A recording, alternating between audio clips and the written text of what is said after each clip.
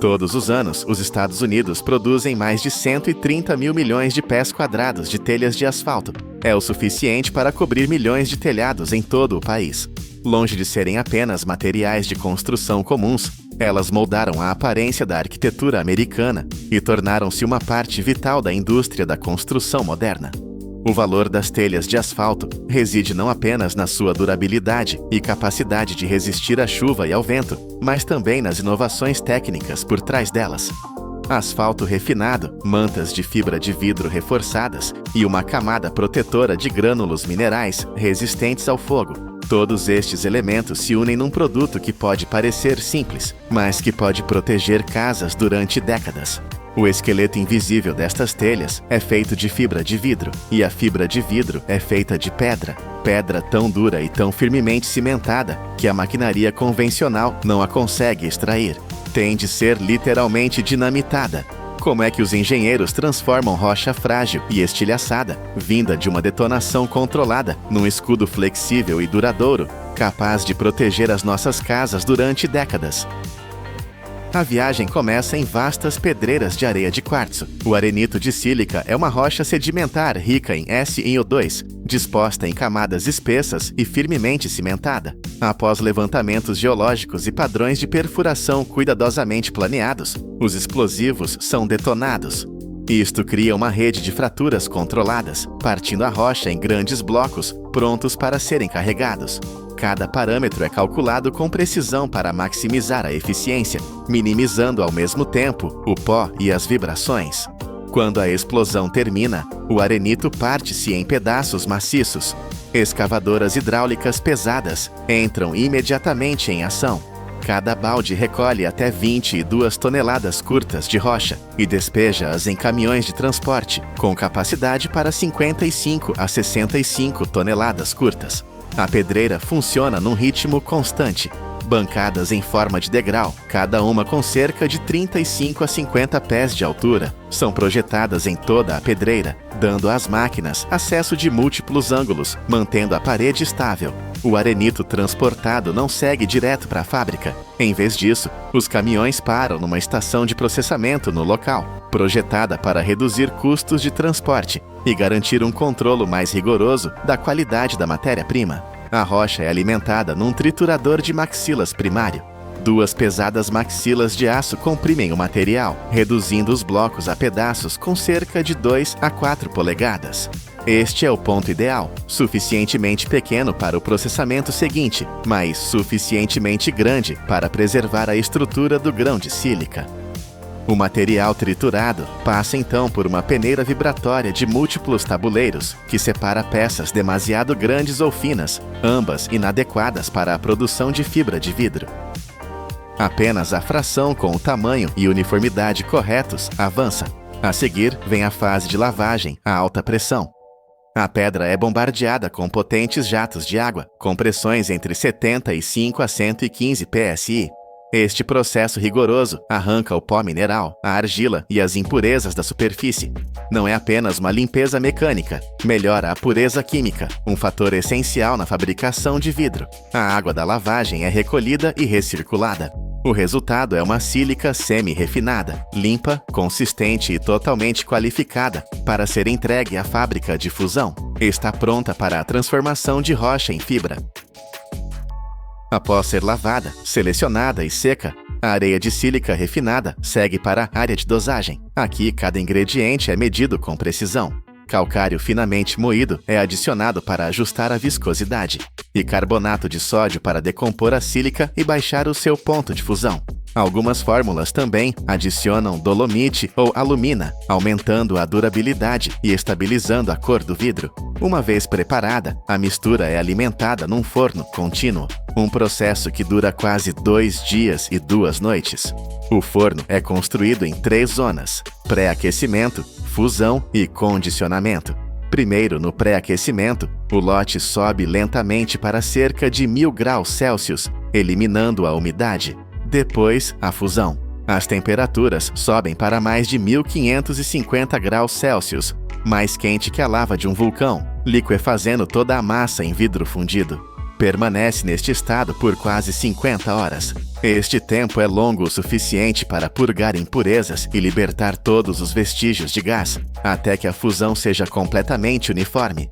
Este é o passo que consome mais energia de todo o processo. Sensores infravermelhos e elementos de aquecimento elétricos regulam cada zona com precisão absoluta. Finalmente, na zona de condicionamento, o calor é ligeiramente reduzido. O vidro estabiliza e o fluxo fundido está pronto para fluir do forno para o próximo capítulo. Assim que o vidro fundido atinge a homogeneidade total, ele flui para bacias de distribuição.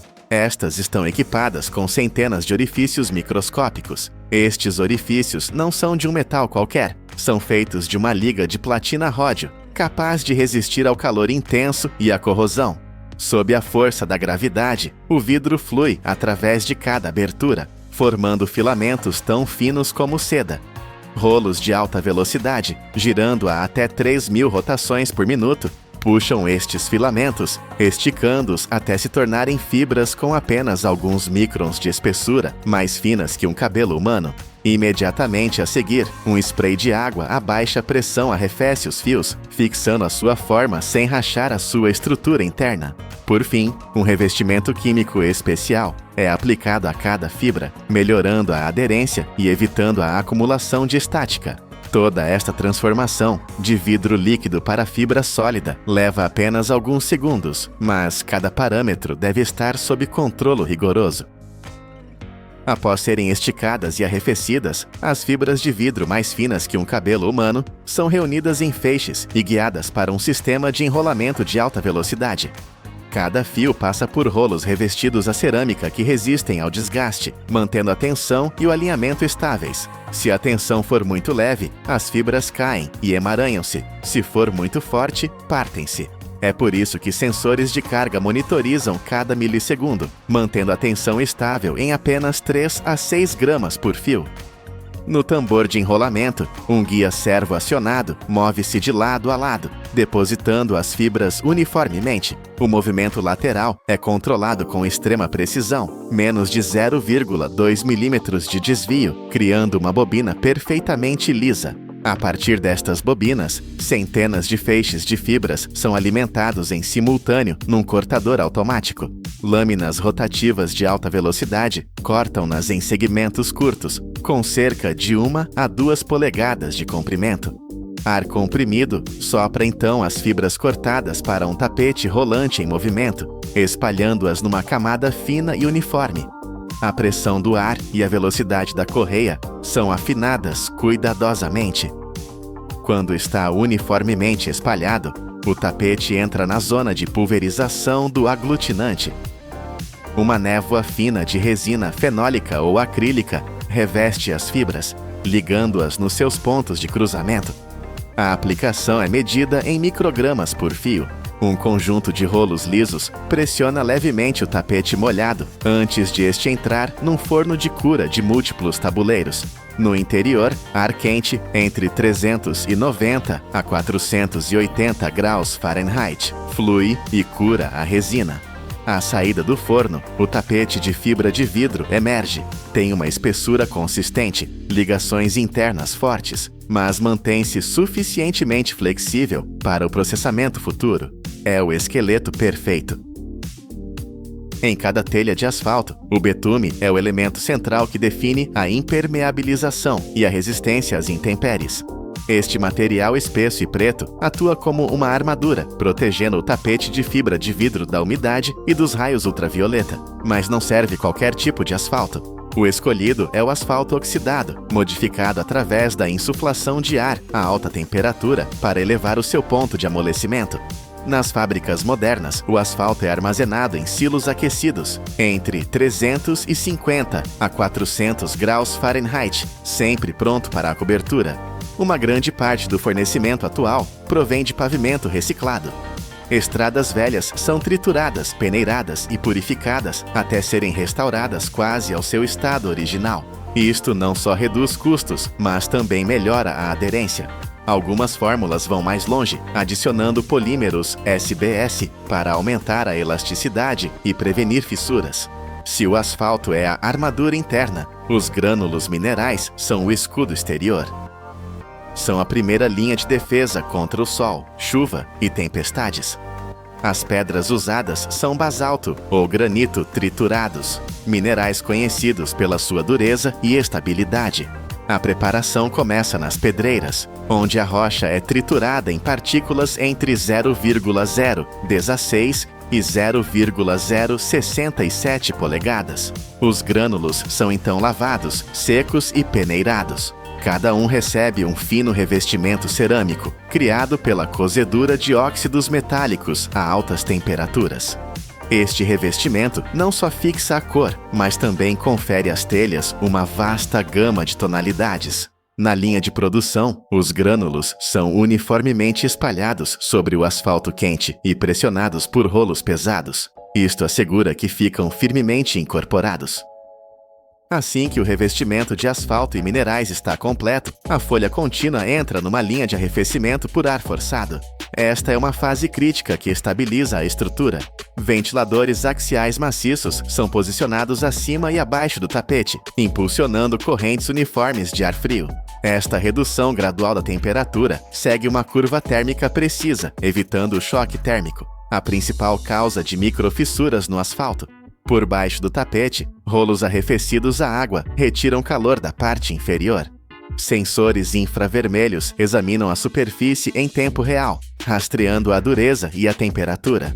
Se algum ponto estiver fora das especificações, braços pneumáticos removem a secção defeituosa. Uma vez totalmente arrefecida e estabilizada, a folha avança para uma estação de corte rotativa automática. Lâminas afiadas de carboneto de tungstênio cortam a folha em dimensões precisas, tipicamente 39 polegadas de comprimento por 13 polegadas de largura. A velocidade de corte é sincronizada com o movimento do tapete através de servomotores, mantendo o erro dentro de mais ou menos 0,012 polegadas. Para minimizar o desperdício, as aparas das bordas e as peças rejeitadas são recolhidas, refundidas e realimentadas no início da linha, criando um processo de ciclo quase fechado, praticamente sem perda de material. Logo após o corte, cada telha de asfalto segue para o tapete de inspeção. Aqui, trabalhadores qualificados assumem a responsabilidade pela revisão final antes da embalagem. Os inspetores observam cada folha passar, usando medidores e escovas macias para verificar a aderência dos grânulos. A cada 1000 telhas, uma amostra aleatória é enviada para o laboratório local. Aí, os técnicos testam a resistência à tração, a resistência à água e a durabilidade aos raios UV. Os resultados alimentam diretamente o sistema de controle de qualidade. Após passar na inspeção, as telhas movem-se para a linha de embalamento semiautomática.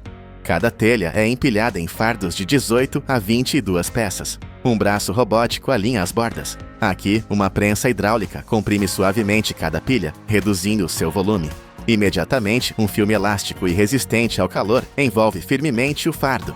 Cada embalagem é marcada com um código de barras, registrando o número do lote e os dados da linha. Finalmente, os fardos são dispostos em paletes de madeira, prontos para envio. Do arenito estilhaçado por uma explosão controlada até a linha de inspeção final, cada telha de asfalto viajou através de uma cadeia industrial complexa e exata, medida ao milímetro. Cada telha é mais do que apenas um pedaço de material de construção. É o produto da ciência dos materiais moderna, da automação avançada e dos olhos e mãos hábeis dos trabalhadores em cada etapa. Hoje, milhares de milhões de pés quadrados destas telhas cobrem telhados em todo o mundo. Por trás daquela superfície familiar e escura, existe uma cadeia de valor inteira, otimizada, refinada e constantemente reinventada. Todos os anos, o mundo produz mais de 60 milhões de toneladas de sabão.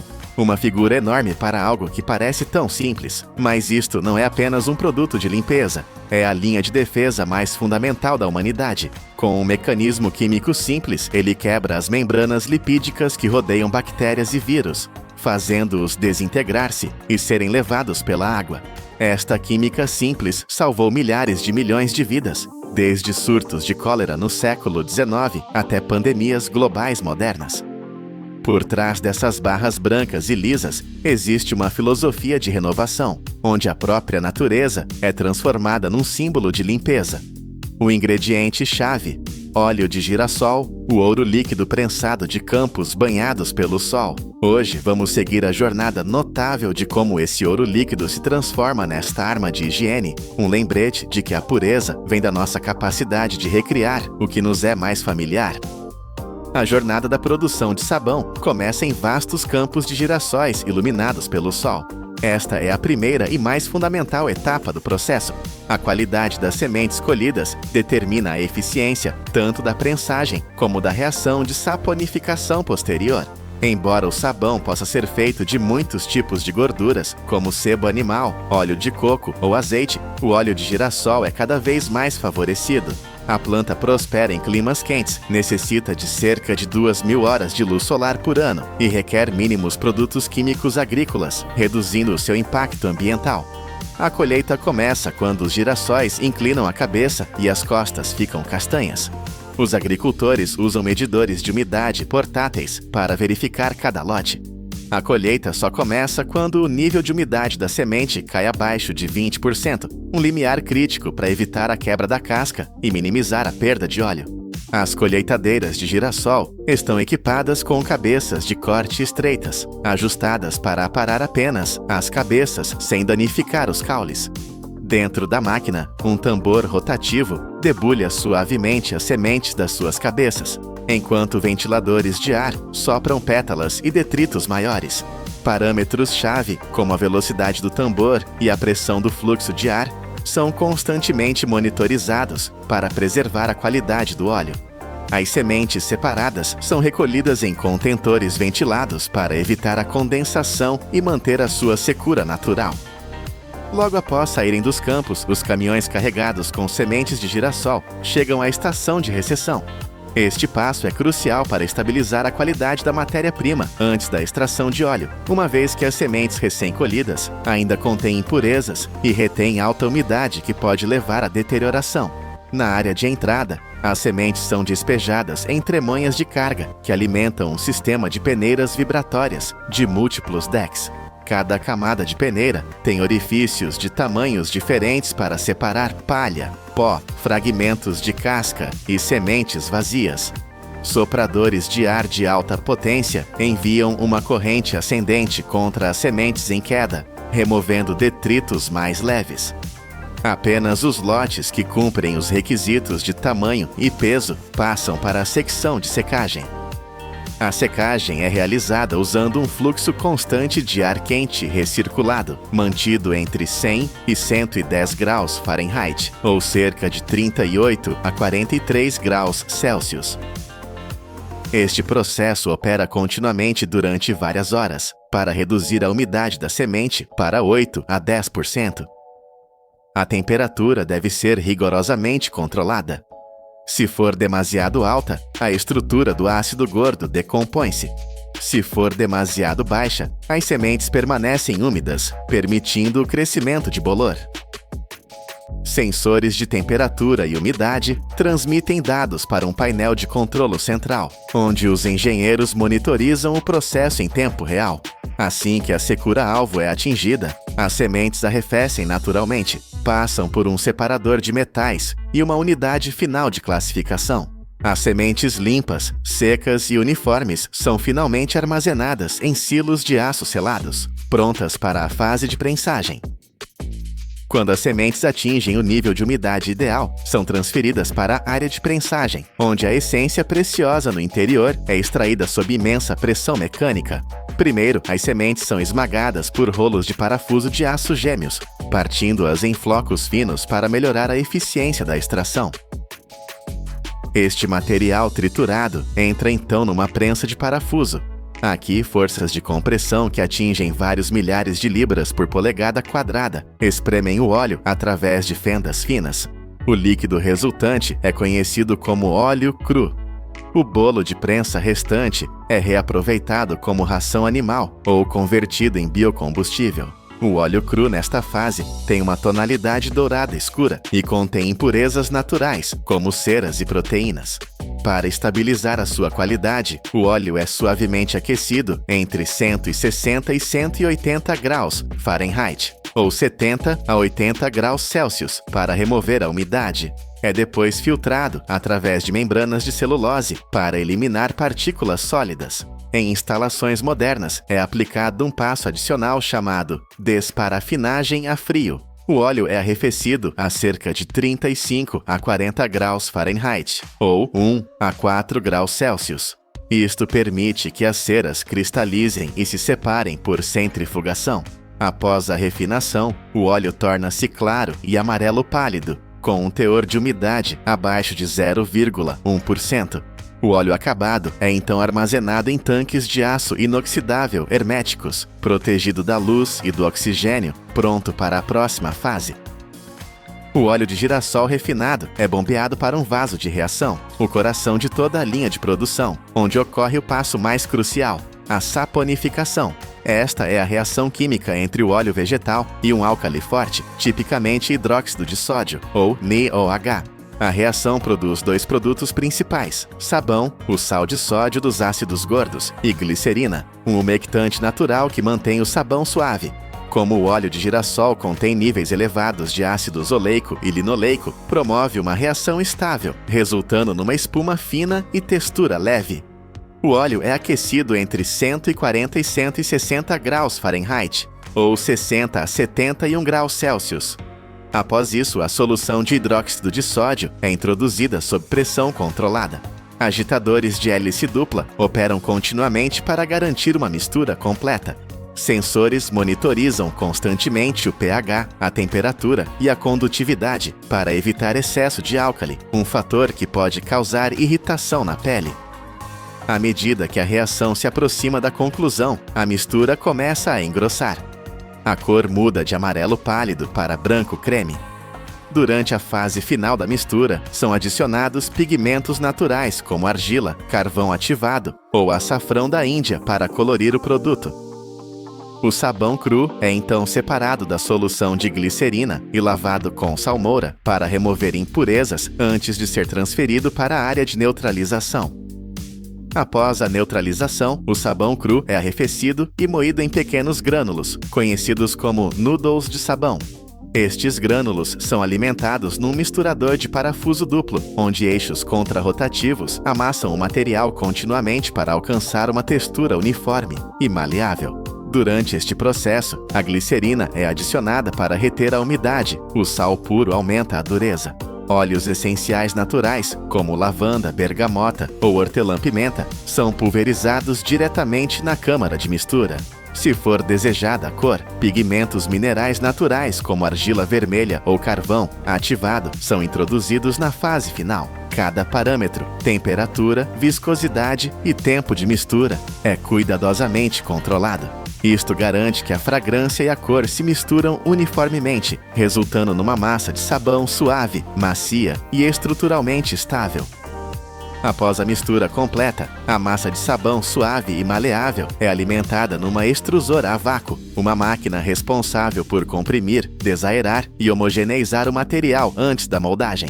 Dentro da câmara de extrusão, um parafuso rotativo impulsiona continuamente o sabão para a frente sob alta pressão. A meio do corpo da máquina, uma câmara de vácuo remove todas as bolhas de ar microscópicas e bolsas de ar presas. Este passo é o segredo. Garante que o sabão extrudido emerge denso, sólido e com uma superfície perfeitamente lisa. Se os níveis de pressão ou vácuo não forem controlados com precisão, as barras acabadas podem mais tarde desenvolver vazios ou rachaduras. Assim que a pressão estável é alcançada, o sabão é forçado através de uma placa de matriz de aço. Sob compressão intensa, o material é extrudido em fios macios e uniformemente coloridos, um sinal de que a sua plasticidade está em níveis ideais. Estes fios são recolhidos e preparados para uma segunda passagem de extrusão, para aumentar ainda mais a densidade. Finalmente, a massa de sabão densa e uniforme é empurrada para fora através da cabeça da matriz em barras longas e contínuas. Para garantir que cada barra cumpre as dimensões precisas necessárias para a estampagem, estas barras extrudidas são enviadas através de uma máquina de corte automática. Sensores ópticos detectam a posição e a velocidade de movimento das barras de sabão, sincronizando a rotação do cortador com a taxa de extrusão.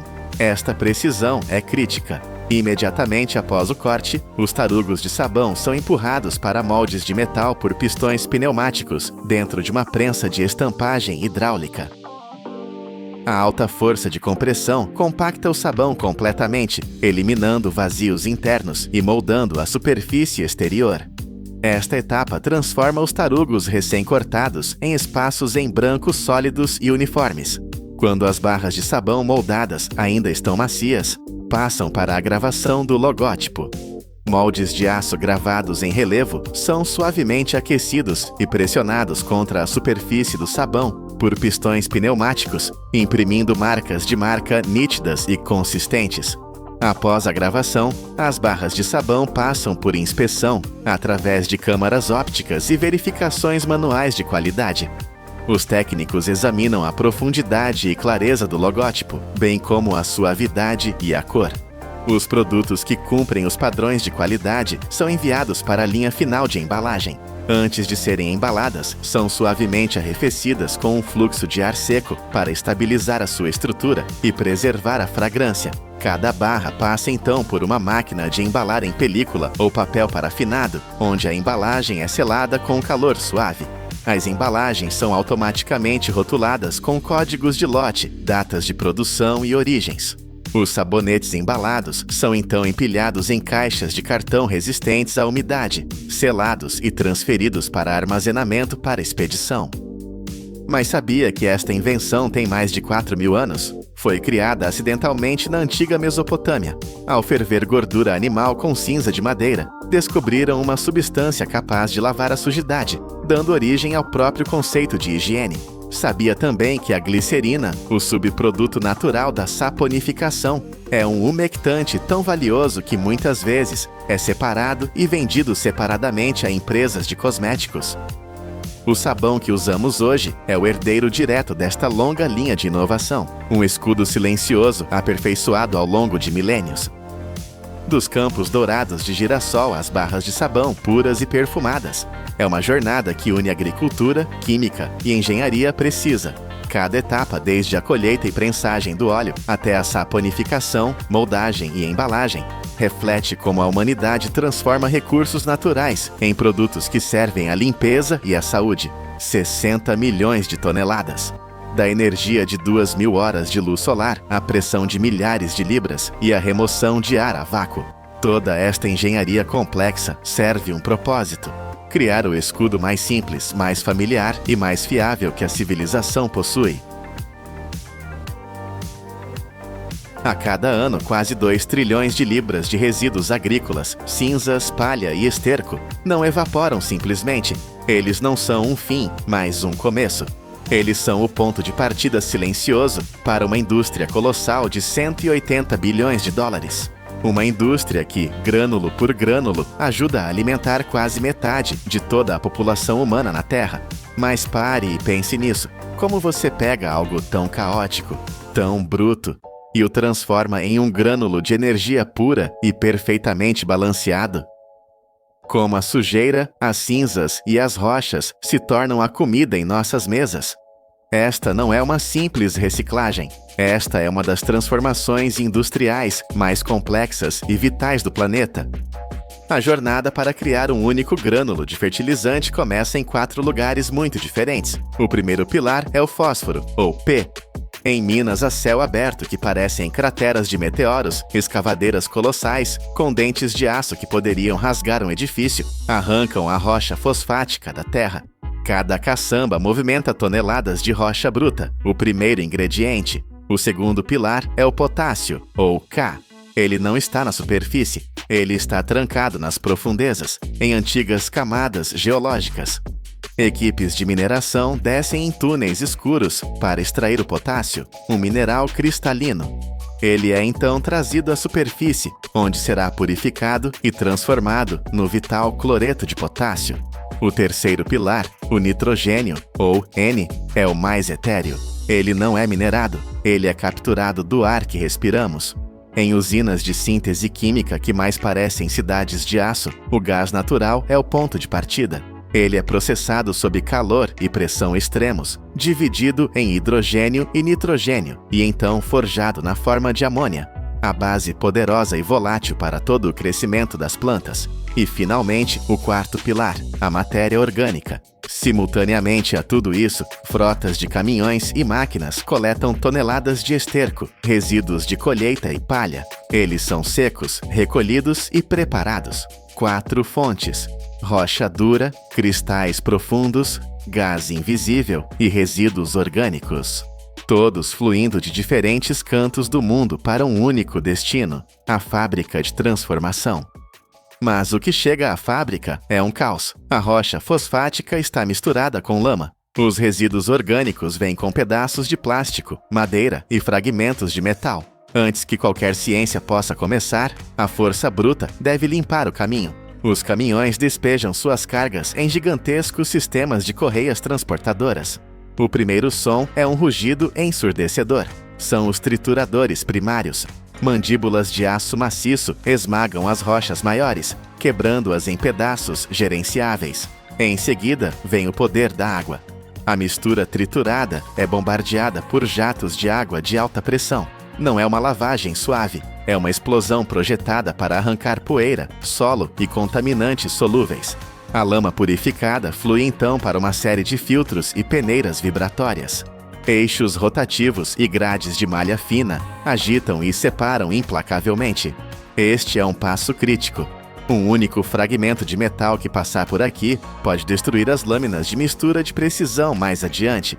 Um pedaço de plástico pode arruinar uma reação química inteira. As apostas são altas. O que emerge do outro lado é uma matéria-prima mais limpa, mas ainda separada. Agora, a força bruta dá lugar à precisão de um cérebro digital. Os materiais purificados, fósforo, potássio, nitrogênio e orgânicos, estão em seus silos gigantes separados. É hora de criar a receita. Em uma sala de controle central, um computador dita as proporções exatas. Não é um palpite, é uma ciência. Correias transportadoras controladas digitalmente liberam fluxos de cada ingrediente. Abaixo delas, sistemas de pesagem eletrônica, calibrados para a fração de 1 grama, medem cada componente, nem 1 grama a mais, nem 1 grama a menos. Estes fluxos separados agora convergem para câmaras de mistura seladas. Dentro, lâminas de aço potentes como hélices de um navio giram continuamente. Elas dobram, cortam e misturam o material.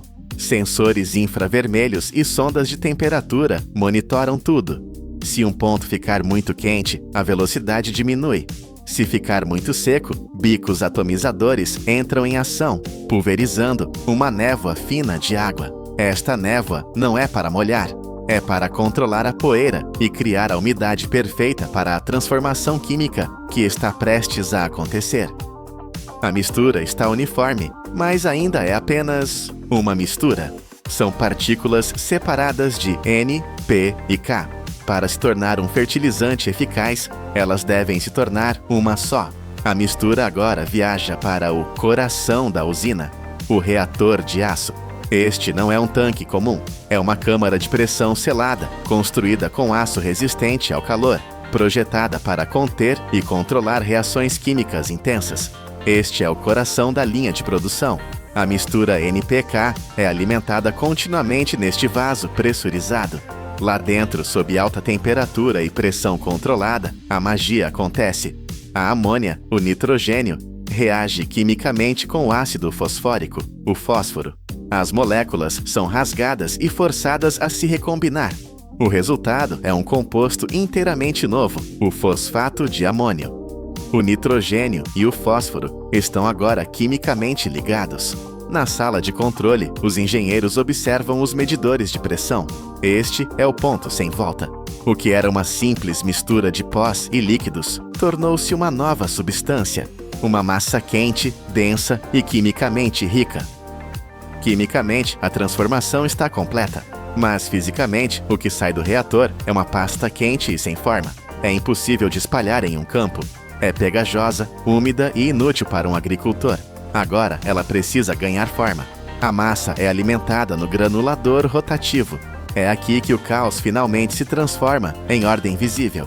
Imagine um tambor de aço absolutamente massivo, do tamanho de um vagão de trem, inclinado em um leve ângulo e girando lentamente em seu eixo. A pasta quente cai dentro dele. Enquanto o tambor gira, a gravidade e a força centrífuga fazem seu trabalho. O material é levantado pelas paredes e depois rola para baixo sobre si mesmo, milhares e milhares de vezes. Pequenas partículas começam a colidir e a grudar umas nas outras. Para ajudá-las, uma névoa fina de solução de amônia ou vapor é pulverizada lá dentro. Ela age como uma cola microscópica. É um balé hipnótico. O pó começa a formar pequenas esferas. Elas rolam coletando mais pó, crescendo como bolas de neve. A velocidade de rotação do tambor e seu ângulo são controlados por computador, ditando o tamanho final. O objetivo é o padrão de ouro da indústria, grânulos perfeitamente redondos, com 2 a 5 milímetros de diâmetro. O que entrou como uma pasta disforme sai como um fluxo constante de bilhões de pequenas pérolas idênticas.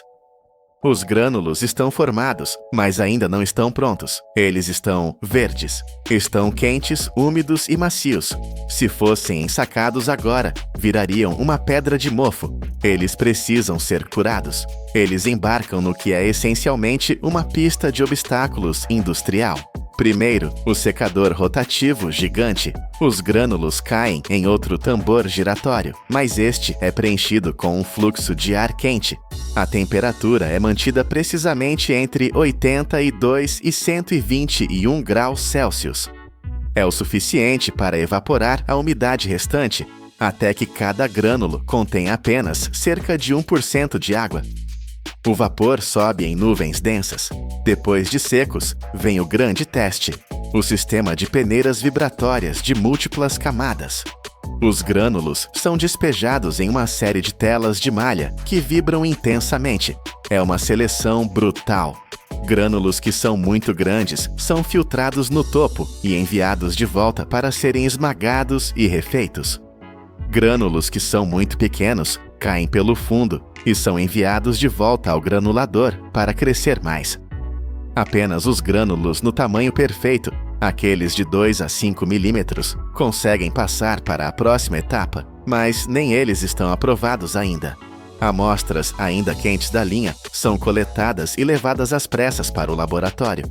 Técnicos em jalecos brancos dissolvem os grânulos, testando a proporção exata de NPK, o nível de pH e a umidade.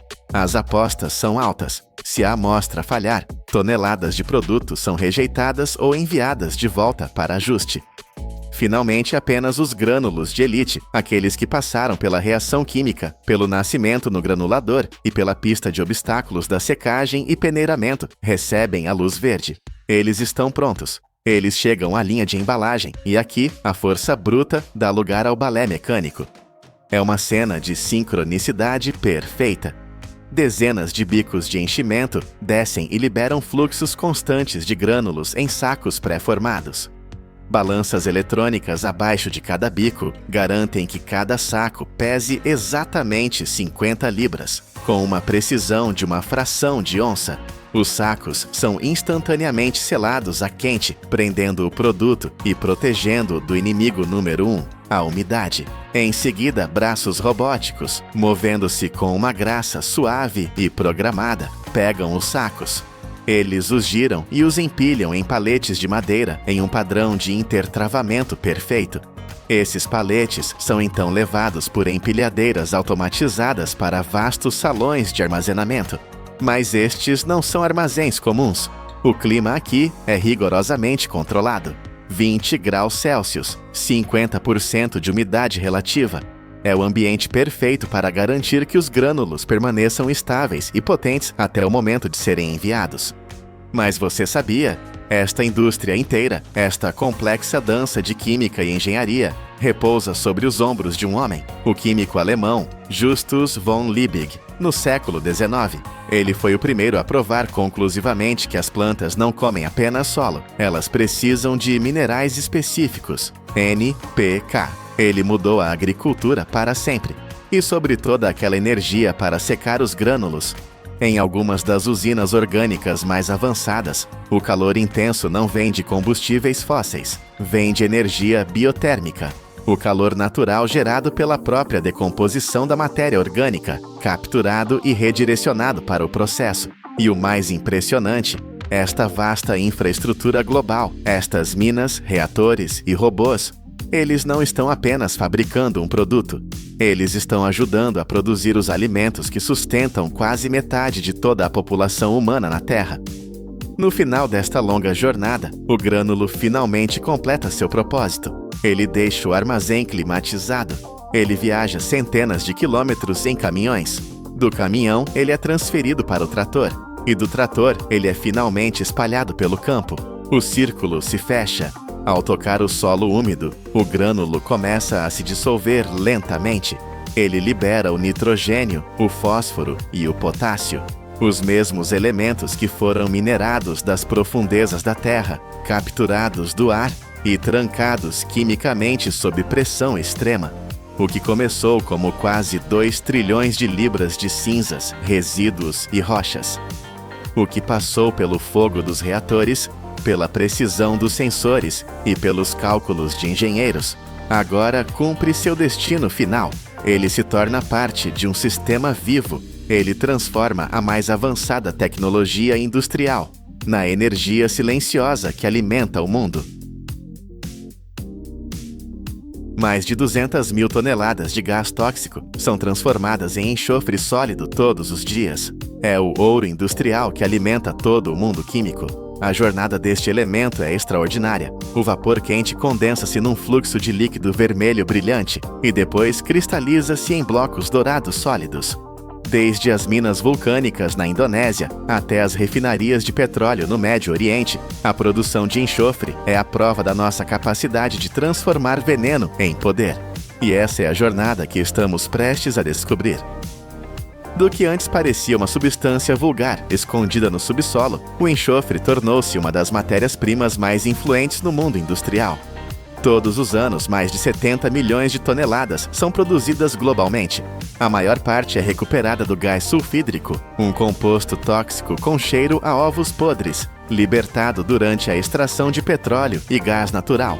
Uma vez separado e refinado, o enxofre torna-se a base para a produção de ácido sulfúrico, o químico essencial por trás de centenas de indústrias, desde fertilizantes e baterias a produtos farmacêuticos e metalurgia. Mas muito antes de entrar nas fábricas, este elemento estava ligado à fé e à guerra. No Antigo Egito, o enxofre era usado para purificação e mumificação. Na China, tornou-se um ingrediente-chave na invenção da pólvora. Ao longo de milhares de anos, a humanidade transformou os fumos tóxicos e o odor vulcânico acentuado do enxofre num pilar do progresso.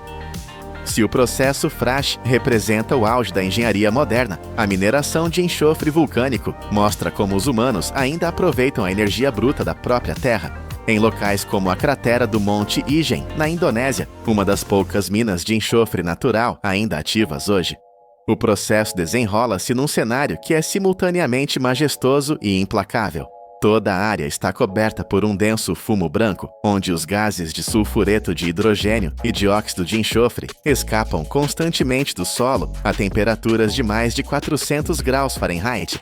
Quando estes gases tóxicos encontram o ar frio e o oxigênio, inflamam-se no famoso fogo azul, chamas azuis brilhantes que podem atingir até 15 pés de altura, visíveis apenas na escuridão da noite. A cena é surreal e bela, mas também revela um ambiente mortal, onde uma única respiração profunda pode queimar os pulmões ou cortar totalmente o oxigênio.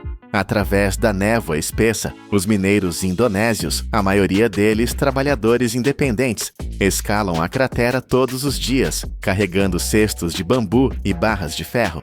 Eles instalam tubos de cerâmica ao longo das paredes da cratera para direcionar os gases quentes para fora, permitindo que o processo de condensação ocorra de forma mais uniforme.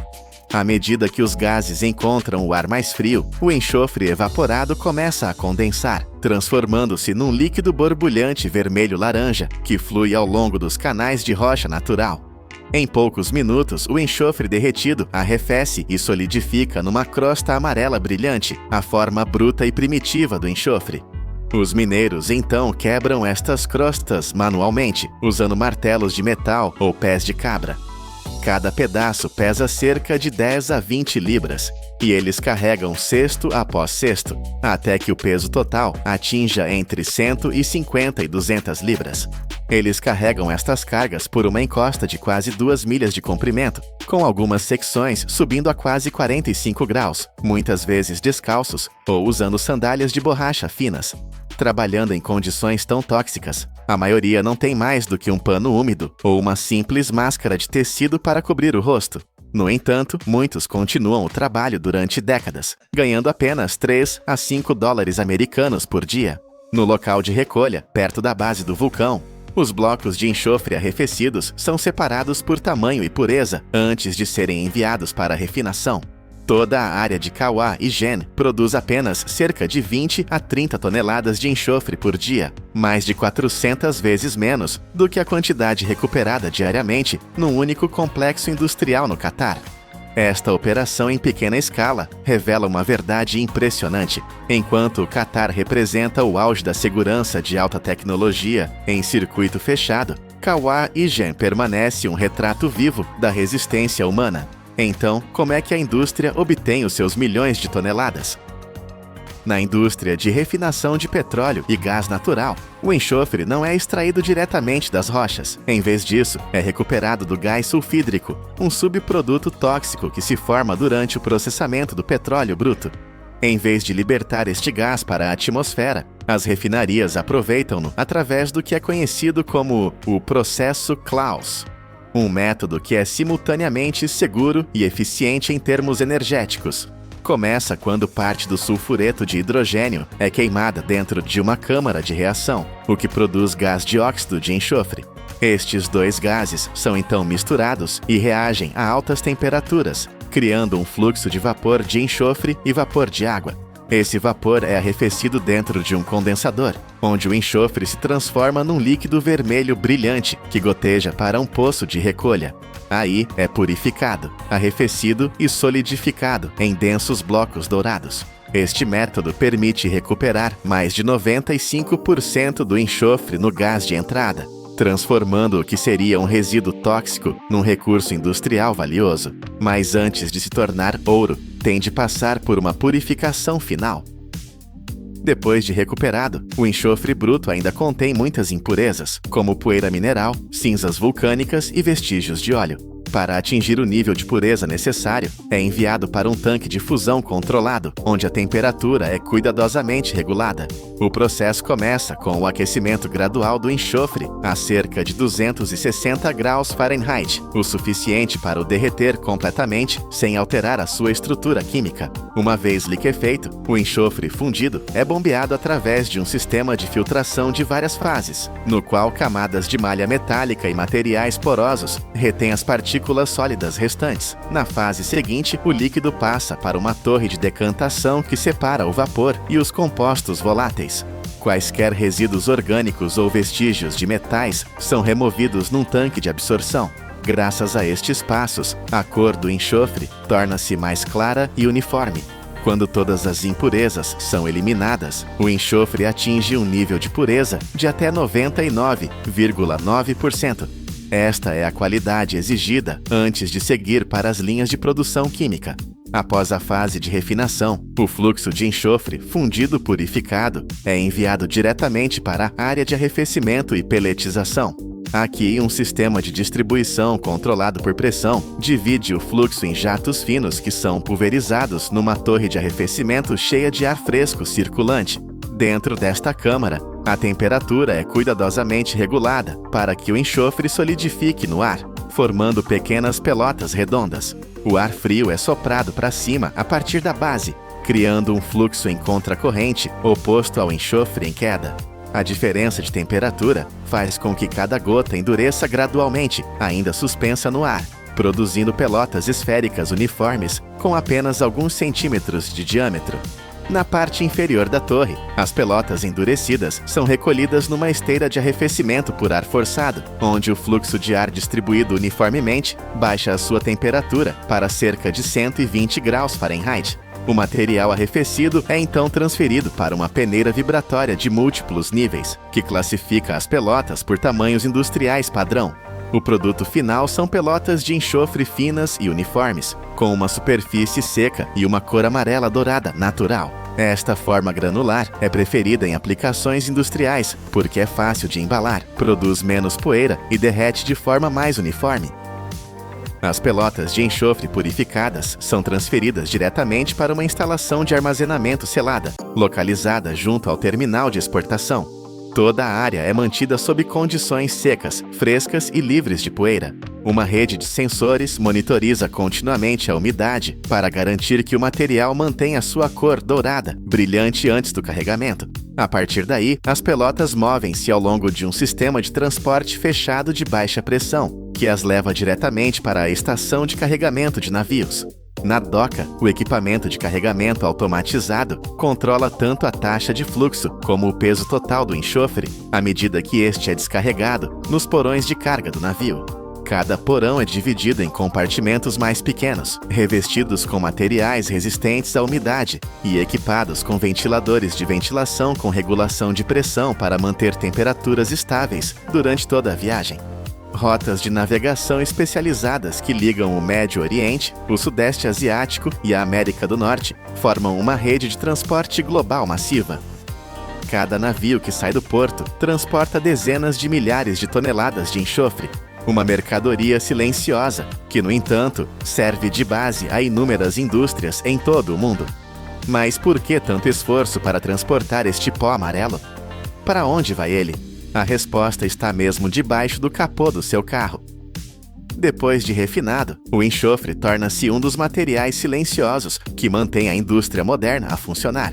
A maior parte do fornecimento mundial de enxofre é usada para produzir ácido sulfúrico, um químico tão essencial que o seu volume de produção é frequentemente visto como uma medida da força industrial de uma nação.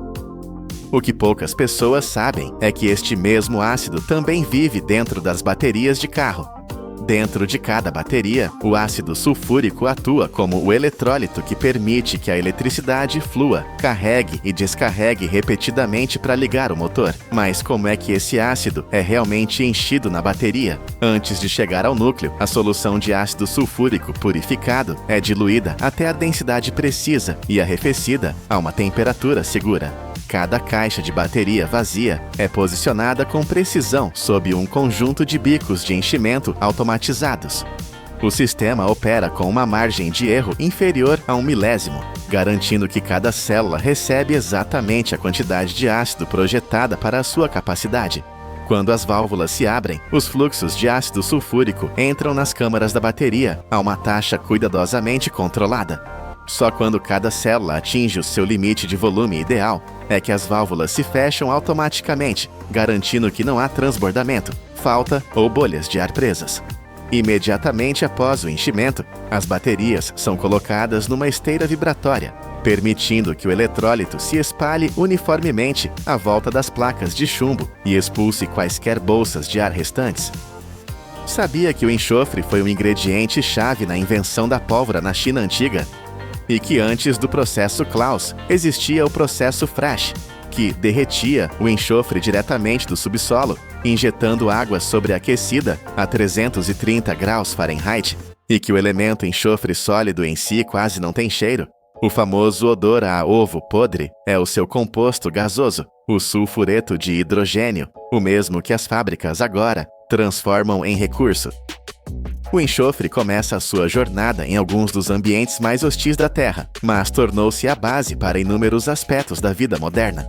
200 mil toneladas de gás tóxico, que poderiam envenenar a atmosfera, são capturadas e renascidas todos os dias. Do sopro venenoso dos vulcões e do trabalho manual no limite da vida, a alquimia industrial que transforma gás em líquido e líquido em grânulos puros, com 99,9% de precisão. A história do enxofre é mais do que química. É a história de como a humanidade aprendeu a pegar em resíduos venenosos e a transformá-los na fundação invisível que literalmente liga os motores do nosso progresso. Começa com magma derretido, milhões de anos a arrefecer lentamente, formando-se nas profundezas da Terra. É a memória fóssil do nosso planeta.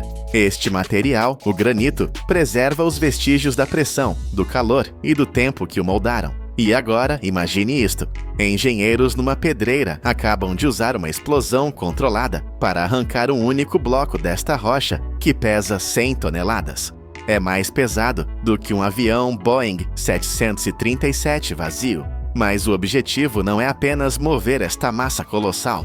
O verdadeiro desafio é transformar este poder bruto e caótico numa laje perfeitamente plana, polida como um espelho, com uma precisão de alguns centésimos de milímetro, verificada por lasers.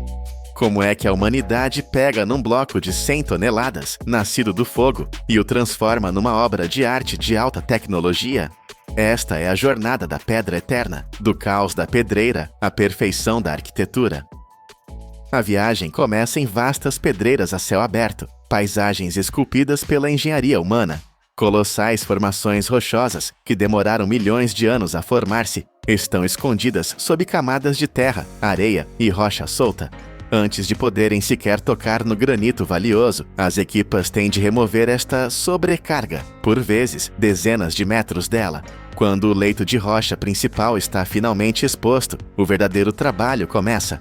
As equipas de perfuração movem-se pela superfície, marcando pontos precisos. Seguem um padrão de grelha cuidadosamente calculado, perfurando fundo na pedra. O objetivo aqui não é a destruição, é a precisão. Estes furos são então carregados com uma quantidade medida de explosivos, apenas o suficiente. O objetivo não é estilhaçar o granito em pedaços inúteis, é usar a onda de choque para o separar em grandes blocos, sem fraturar o núcleo. Uma sequência de explosão controlada é acionada. Em segundos, um eco estrondoso reverbera pelo vale. Lajes maciças pesando milhares de toneladas destacam-se e deslizam pelas paredes da pedreira. Quando a poeira assenta, o titã está exposto, mas a força bruta tem os seus limites. Para uma extração mais controlada, a tecnologia assume o controlo. A serra de fio diamantado é uma ferramenta de pura maravilha. Um cabo de aço robusto, revestido com esferas de diamantes sintéticos, roda continuamente em alta velocidade. É o diamante que corta o granito. A serra fatia a pedra densa, sem causar fissuras. Em pedreiras maiores, a alternativa são lâminas de serra gigantes. Imagine uma lâmina com até 3,6 metros de comprimento, equipada com segmentos de ponta de diamante. Estas lâminas movem-se para a frente e para trás, lentas mas implacáveis, libertando lajes intactas da parede da montanha. Ambos os métodos de corte têm algo em comum: um fluxo constante de água. Durante um único turno, o consumo pode atingir entre 3.700 e 7.500 litros de água. Esta água é vital. Arrefece a superfície de corte para evitar que as lâminas sobreaqueçam e lava o pó de pedra. Mas, mais importante, suprime a perigosa poeira de sílica. Estas são as partículas finas, transportadas pelo ar, que podem causar graves doenças pulmonares. É uma medida de segurança essencial. Felizmente, a maior parte desta água é recuperada e reciclada. Finalmente, quando as linhas de corte estão completas, os trabalhadores usam cunhas de aço ou macacos hidráulicos. Com uma libertação final e precisa de pressão, uma pedra que pesa dezenas de toneladas cai no chão da pedreira. O bloco de granito está livre da montanha, mas agora enfrenta o seu primeiro grande desafio: mover-se. Esta não é uma tarefa para caminhões normais. Devido ao seu peso imenso, os blocos são primeiro transportados para uma área de preparação, staging area, dentro da própria pedreira. Aqui, o terreno é nivelado e seguro.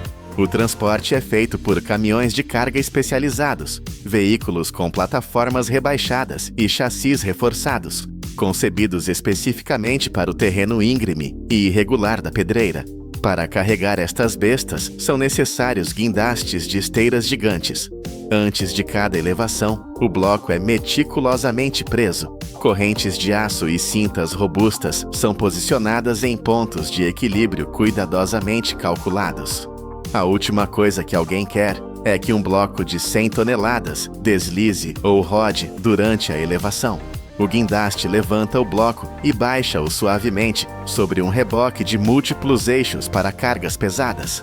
Esta plataforma de transporte é uma maravilha da engenharia. A sua construção com dezenas de rodas foi concebida para uma única finalidade: distribuir uniformemente o peso esmagador de 20 a 100 toneladas. Sem isto, o caminhão simplesmente afundar-se-ia no chão da pedreira ou destruiria qualquer estrada normal. Antes de o comboio partir, há uma inspeção final. Os trabalhadores verificam tudo, apertam todas as correntes de segurança, ajustam as escoras e fixam calços de madeira. Nada pode ser deixado ao acaso. O comboio parte então, movendo-se agonizantemente devagar. Não é uma questão de velocidade, mas de controlo. Esta carga vale uma fortuna e o perigo é real. Após a viagem lenta e perigosa, o bloco bruto chega à fábrica. A transformação de caos em ordem está prestes a começar. Guindastes pesados baixam os blocos sobre plataformas de corte, mas estas não são plataformas comuns. Estão ancoradas profundamente em fundações de betão. O objetivo é eliminar totalmente qualquer vibração. A vibração é o inimigo da precisão. O bloco é então fixado no lugar, com armações de aço e grampos hidráulicos. Está totalmente estável. Agora a verdadeira cirurgia começa. No coração desta operação está a serra de gangue, Gang Saw. É uma máquina colossal, um testemunho da engenharia industrial. Cada máquina carrega entre 40 e 80 lâminas de aço paralelas. Cada lâmina tem mais de 3 metros de comprimento e as suas bordas são revestidas com diamantes industriais. A máquina ganha vida, movendo-se para a frente e para trás, num ritmo constante e hipnótico. Dezenas de cortes paralelos fatiam o granito de forma limpa. Mas aqui está o detalhe mais incrível: a velocidade. As lâminas descem apenas alguns milímetros por minuto. Isto não é um corte rápido, é uma maratona de paciência e precisão. Por que tão lento? Para evitar fraturas na estrutura cristalina. A máquina é também inteligente. Sensores de vibração e pressão monitorizam constantemente a resistência. Eles ajustam a força de corte em tempo real, porque cada bloco de granito tem uma densidade mineral única que pode variar. O sistema adapta-se. E tal como na pedreira, a água é essencial. Jatos de água de alta pressão arrefecem as lâminas, lavam a pasta de pedra e reduzem o desgaste. Cada serra consome entre 800 e 1.500 galões de água por hora. E mais uma vez, a maior parte é reciclada. Um ciclo de corte completo para um único bloco dura de 15 a 24 horas. No final, o bloco maciço de granito desapareceu. No seu lugar estão dezenas de lajes uniformes, cada uma com cerca de 2 a 3 centímetros de espessura. Após 24 horas de corte, as lajes estão prontas, mas ainda não estão bonitas. A superfície está áspera, baixa e coberta por uma fina poeira de pedra. A sua verdadeira beleza, os padrões minerais, está escondida. Agora começa a etapa mais satisfatória visualmente.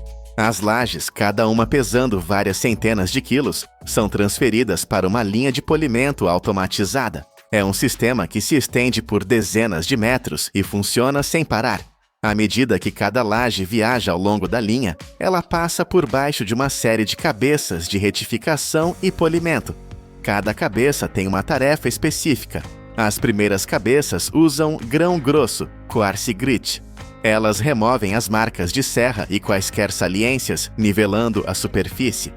Depois, a laje passa para cabeças de grão fino, finer grit, muitas vezes revestidas com diamantes industriais. Estas refinam a superfície com uma precisão notável, removendo apenas uma camada fina. E este processo também é inteligente. Sensores controlam automaticamente a pressão e a velocidade de rotação de cada cabeça. Isto é crucial para proteger a estrutura cristalina do granito contra microfraturas. Um fluxo constante de água reduz o atrito e lava a pasta de pedra. É aqui que a magia acontece. À medida que a pasta cinzenta é lavada, as superfícies tornam-se mais brilhantes. A luz começa a refletir. Finalmente, a intrincada mistura de cristais de quartzo, mica e feldspato é revelada.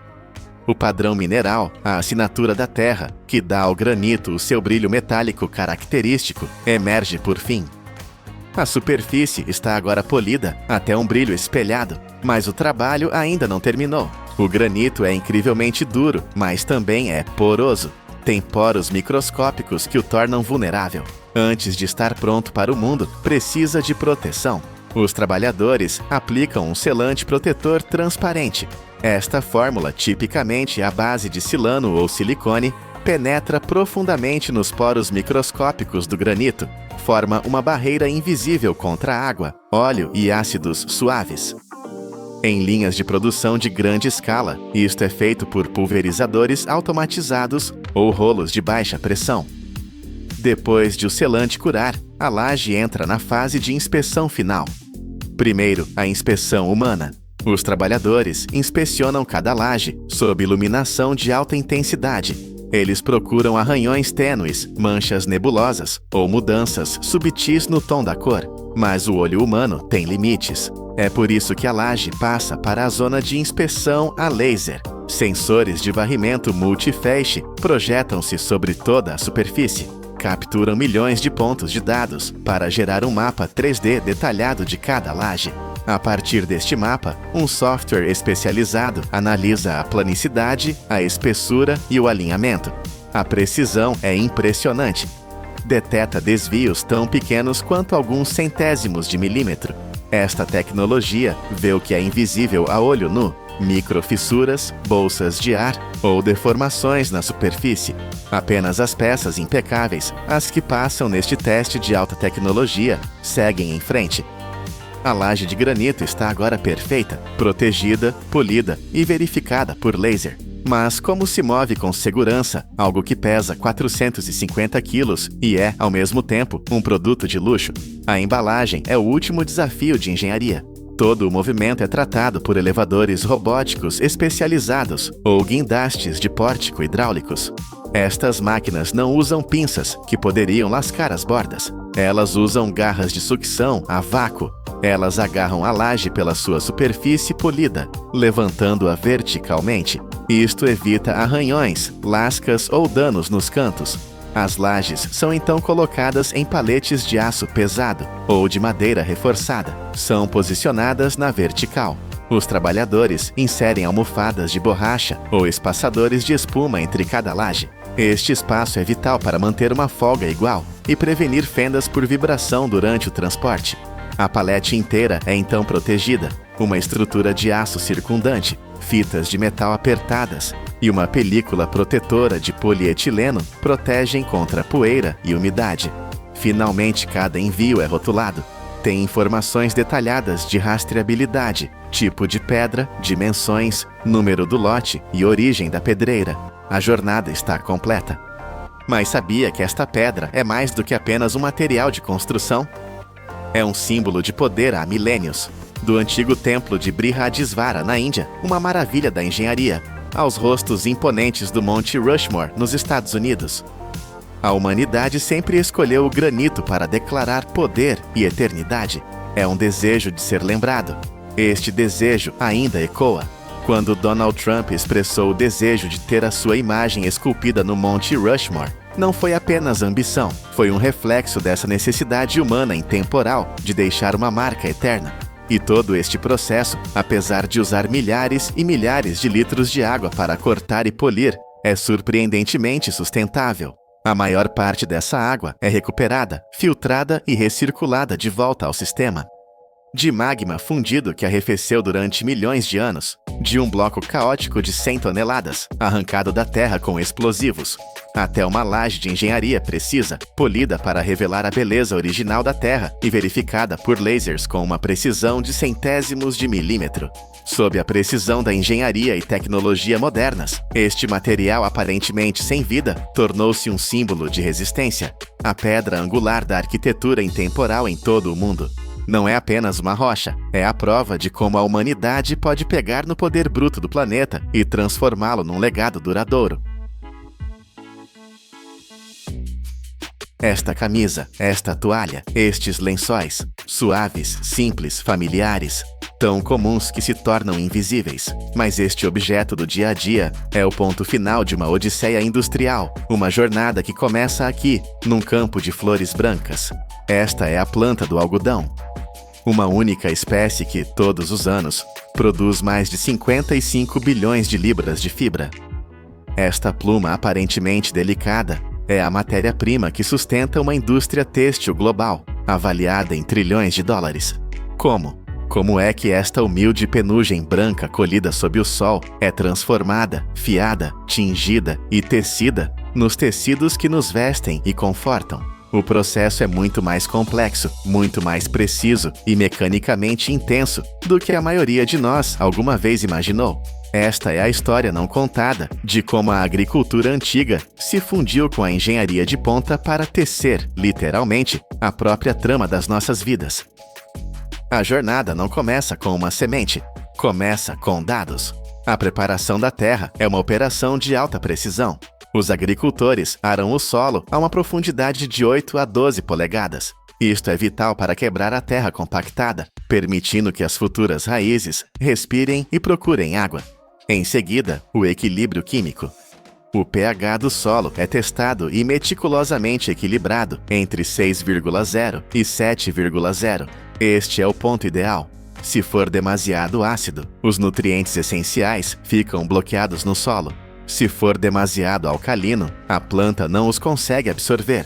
O fracasso aqui pode comprometer toda a colheita. Só então, tratores guiados por GPS, com uma precisão de nível militar, entram em campo. Eles criam sulcos perfeitos e plantam as sementes pré-tratadas a uma profundidade exata de 1,2 polegadas. Demasiado raso e a semente seca ao sol. Demasiado fundo e a minúscula plântula gasta toda a sua energia vital apenas para tentar alcançar a superfície, morrendo antes de ver a luz. A partir daqui, começa um ciclo de crescimento de 6 meses. E não é um período de espera passiva. É uma guerra controlada. Os sistemas de irrigação por gotejamento, ligados a sensores de umidade, fornecem a quantidade exata de água. Nem uma gota a mais, nem a menos. Agrônomos usam software para monitorar cada lote, calculando doses de fertilizantes com uma precisão de gramas. E no céu, drones patrulham. Não são brinquedos, são sentinelas aéreas. Eles analisam o crescimento das folhas e usam imagens térmicas para detectar o primeiro sinal de estresse hídrico ou de uma infestação de pragas, permitindo uma resposta cirúrgica antes que o problema se espalhe. Quando as plantas amadurecem, os botões, agora secos, explodem. O campo transforma-se num vasto e silencioso mar de branco. É hora da colheita. E aqui, a tradição e a tecnologia colidem de forma dramática. No primeiro mundo, em países como os Estados Unidos e a Austrália, a colheita é um espetáculo de poder mecânico.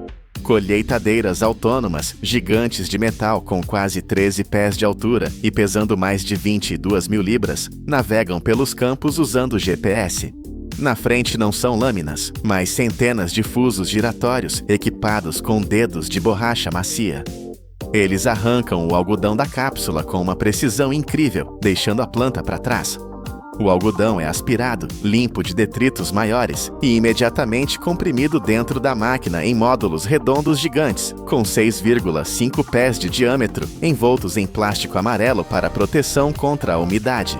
Ao mesmo tempo, a milhares de quilômetros de distância no Egito ou na Índia, a cena é outra. O silêncio é quebrado apenas pelas vozes de milhares de trabalhadores. Aqui, a colheita ainda depende do instrumento de precisão original, a mão humana. Os trabalhadores movem-se metodicamente, colhendo o algodão bola por bola. É um processo lento, sem dúvida. Mas este método manual preserva o comprimento máximo e a suavidade das fibras de elite, como o algodão pima ou o egípcio. Fibras que são vendidas a um preço premium para os fabricantes de têxteis de luxo do mundo. 2 métodos, um de velocidade e escala, o outro de toque e qualidade, alimentando a mesma cadeia de abastecimento global. Quer venha de um módulo de 22 mil libras ou de um saco de lona, o algodão cru chega à usina de descaroçamento, conhecida como GIN. É aqui que a força bruta encontra a precisão cirúrgica. Os módulos são abertos e o algodão é alimentado num sistema de limpeza primária. Ventiladores centrífugos maciços, soando como turbinas a jato, sugam poeira, folhas e pequenos galhos. Correntes de ar quente secam as fibras. E então o algodão entra no coração da máquina. Dezenas de serras circulares, montadas num eixo, giram a milhares de rotações por minuto. O som é ensurdecedor. Estas serras agarram as fibras de algodão e puxam-nas através de fendas de metal extremamente estreitas, chamadas costelas. As fendas são a chave. São largas o suficiente para a fibra passar, mas estreitas demais para a semente. As sementes duras e pesadas batem contra as costelas e caem num transportador separado. As apostas aqui são imensas. Uma fração de milímetro a mais na folga e as sementes passam, contaminando todo o lote de fibra. Uma fração a menos e as serras rasgam e destroem a própria fibra que deveriam salvar. Uma gin moderna, trabalhando 24 horas por dia, pode processar mais de 15 fardos de algodão por hora. As fibras limpas são então reunidas por escovas rotativas e empurradas para uma câmara de limpeza secundária, onde filtros finos removem as impurezas restantes. O resultado é um fluxo contínuo de fibra branca, pura, sedosa e pronta para a próxima transformação. Mas primeiro ela precisa ser contida. O algodão limpo é canalizado para uma prensa hidráulica automatizada. Esta não é uma prensa comum. Possui sensores nos 4 cantos para garantir que os pistões apliquem uma pressão perfeitamente uniforme. Uma densidade desigual num fardo pode arruinar a consistência da fiação mais tarde. O fardo final, perfeitamente cúbico e etiquetado com dados de rastreabilidade, está pronto para a fiação. É aqui que o caos fofo se torna ordem forte. O fardo é aberto e o algodão é alimentado na máquina de cardagem. Pense nisso como uma cama de pregos em alta velocidade. Milhares de agulhas de aço finíssimas giram desembaraçando, penteando e alinhando cada fibra individual numa única direção. O que emerge do outro lado é uma fita delicada e etérea chamada sliver. Parece leve como fumaça, quase frágil demais para ser tocada. Como é que esta teia de aranha se torna um fio forte o suficiente para fazer jeans? A resposta é a torção. Várias destas fitas sliver são combinadas e esticadas numa estrutura de estiragem, garantindo uma uniformidade absoluta. Em seguida, elas entram na estrutura de fiação fina. Aqui, os fusos giram a milhares de rotações por minuto. Eles puxam a fita e torcem-na implacavelmente. É esta torção, esta força mecânica pura, que entrelaça os milhões de microfibras, transformando a fraqueza em força. Sensores ópticos monitoram cada fio. Se um quebrar ou a espessura desviar por 1 micron, a máquina para instantaneamente. Agora temos fio, milhares e milhares de carretéis de fio de algodão forte e uniforme. Eles são levados para a sala de tecelagem. E esta sala é um ataque aos sentidos. Não são apenas algumas máquinas, é uma vasta rede, um organismo mecânico vivo. O som de centenas de teares trabalhando em uníssono é um trovão rítmico que se sente no peito. A fábrica usa 2 técnicas principais. A primeira é a tecelagem clássica. Milhares de fios verticais, o urdume, são mantidos tensos, enquanto uma lançadeira ou um jato de ar dispara um fio horizontal. A trama, por entre eles a velocidades incríveis, trancando-os no lugar. Isto cria têxteis firmes e duráveis, como o denim ou a lona. A segunda técnica é a malharia, knitting. Em vez de uma grade, isto é uma dança complexa de agulhas que formam laçadas, entrelaçando-as umas nas outras. Isto cria os tecidos macios e elásticos que conhecemos como camisetas ou moletons. Em ambos os processos, a tensão é tudo. Sensores de vibração e movimento monitoram cada máquina. Se um único fio se desalinhar, o sistema tem de recalibrar instantaneamente, ou a tensão rasga o tecido e um rolo inteiro é perdido. Os rolos maciços de tecido que saem destes teares são chamados de tecido cru. Eles são fortes, mas ásperos, sem cor e sem vida. Eles são transferidos para a instalação de tingimento. E isto não é apenas um banho, é uma operação química de alta pressão. Primeiro, o tecido é lavado para remover quaisquer óleos ou poeiras da tecelagem. Em seguida, ele entra numa caldeira de tingimento selada. Temperatura, pH e tempo de imersão são controlados por computador. Cada variável é crítica, mas o processo mais inteligente acontece com misturas de algodão e poliéster. O poliéster e o algodão absorvem corantes de formas totalmente diferentes e em temperaturas diferentes. Por isso, a máquina executa 2 ciclos de tingimento distintos no mesmo banho, um para o algodão e outro a uma temperatura muito mais elevada para o poliéster. Após o tingimento, o tecido passa pela termofixação. É esticado em quadros de precisão e passa por um forno. É este passo que estabiliza as dimensões do tecido e impede que a sua futura camiseta encolha drasticamente na primeira lavagem. Finalmente, tratamentos de amaciamento, anti-rugas e anti-estáticos dão ao tecido as suas propriedades finais. Temos agora um material de engenharia, forte, colorido e macio. A etapa final é a montagem. O tecido é enviado para o piso de corte. Em muitas fábricas, este passo crucial ainda é humano. Camadas de tecido, por vezes, até 60 folhas de altura, são empilhadas. Mas como cortar 60 camadas com precisão? Um poderoso sistema de vácuo suga todo o ar por baixo da mesa, comprimindo as 60 camadas num bloco quase sólido, impedindo qualquer movimento. Então, um trabalhador qualificado, usando um cortador elétrico rotativo, desliza através do material, seguindo os padrões com uma precisão de milímetros. As peças numeradas são então empilhadas e enviadas para a linha de costura. É uma sinfonia de movimento. Mesas transportadoras movem as peças entre centenas de operadores, cada um especializado num único passo. As máquinas de costura de alta velocidade disparam a mais de 5.000 pontos por minuto, mais rápido do que o olho humano pode acompanhar, criando costuras consistentes. Mas para detalhes complexos, como um colarinho ou um bolso, a velocidade pura cede à precisão humana, e as mãos firmes de um artesão assumem o controle. Cada peça de vestuário é prensada a vapor, medida e rigorosamente inspecionada antes de ser dobrada e embalada. Mas sabia que nada disto é desperdiçado? As sementes que separamos no gin não são lixo. Elas são prensadas para fazer óleo de cozinha ou processadas em ração animal rica em proteínas. E a própria fibra, a sua magia está escondida. Cada fibra de algodão é composta por milhares de células de celulose ocas. É esta estrutura oca que lhe permite absorver umidade e respirar, mantendo-nos frescos. E aquele fardo de algodão que vimos ser prensado? Um único fardo contém fibra suficiente para produzir mais de 10.000 camisetas de algodão. Desde aquela minúscula semente, plantada com precisão de GPS, passando pela força bruta das serras do gin, pela engenharia complexa da fiação que transforma fumaça em força, pela química de alta pressão do tingimento e pela velocidade da linha de montagem. O algodão percorreu uma longa e incrível jornada. Por trás de cada fio está o esforço invisível de agricultores, engenheiros e trabalhadores em todo o planeta.